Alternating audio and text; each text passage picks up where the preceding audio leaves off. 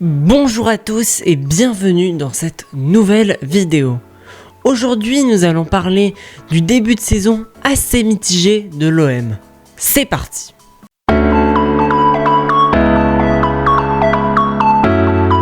Il faut bien évidemment, avant toute chose, commencer par un bilan de la précédente saison.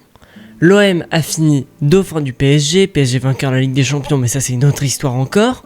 L'OM a un OM plutôt conquérant, avec un nouveau coach, Roberto De Zerbi, de nombreuses recrues comme le très grand Mason Greenwood, et très controversé en même temps, mais qui a su afficher un très bon visage tout en étant assez irrégulier. Une déception en Coupe de France, éliminée au tir au but contre Lille, et après des moments assez creux en championnat. Et ils n'ont pas joué la Ligue des Champions, ou même l'Europe, parce qu'ils n'étaient pas qualifiés tout simplement. Donc c'est une saison assez mitigée pour l'OM, qui pouvait totalement, mais alors totalement mieux faire.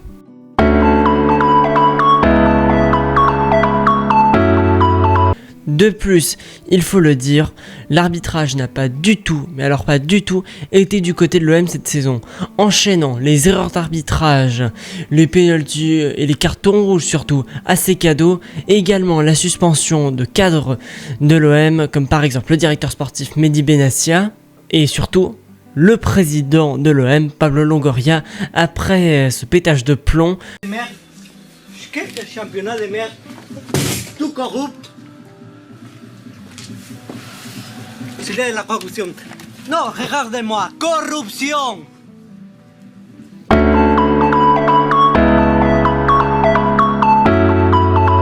Maintenant, pour cette nouvelle saison, l'OM voulait repartir avec une nouvelle ambition et donc a fait un nouveau grand mercato avec le retour de la légende du moment pour l'OM, Pierre-Emerick Aubameyang, au bac, comme ils ont dit.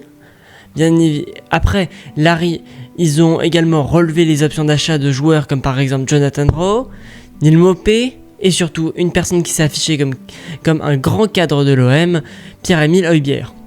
Ils ont également acheté deux nouveaux joueurs comme par exemple le champion du monde Benjamin Pavard en quête de renouveau et le talentueux marocain Nayef Aguerd. Ils ont également un petit peu dégraissé avec par exemple la vente de Unai et la vente de Adrien Rabiot à l'AC Milan et de Jonathan Rowe à la suite d'une dispute et d'une bagarre entre les deux. Ce qui n'a pas du tout plu aux Marseillais. Et moi ça je suis un petit peu déçu, je pense que quand même il fallait pas se débarrasser de Rabiot. C'est un peu bête, malgré je pense une suspension, c'est ce qu'on aurait dû faire de mieux pour lui.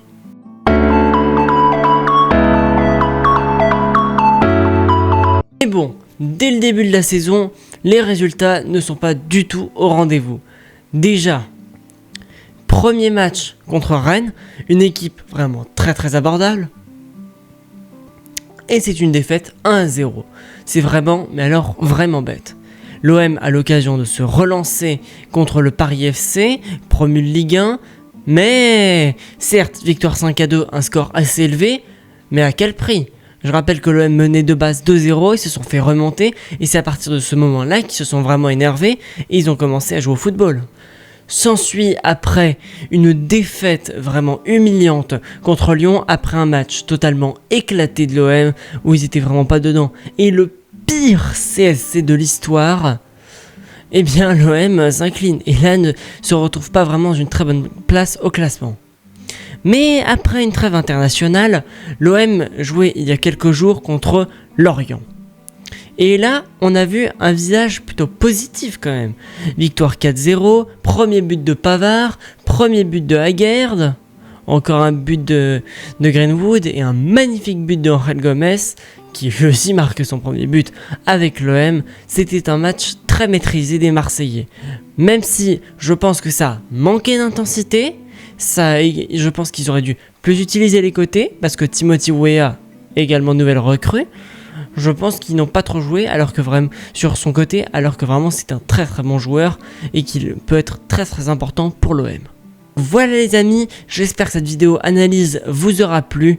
N'hésitez pas à vous abonner et à liker la vidéo. On se retrouve dans une prochaine sur Adojo.